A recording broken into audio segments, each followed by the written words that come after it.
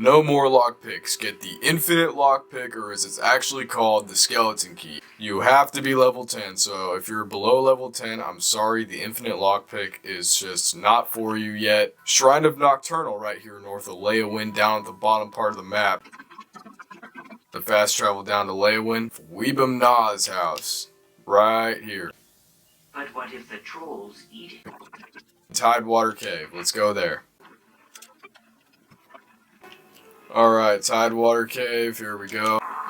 Alright, we're done with that. We're gonna take a left right here.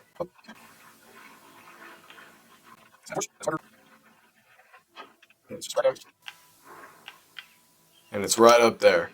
Back at the shrine. There we go.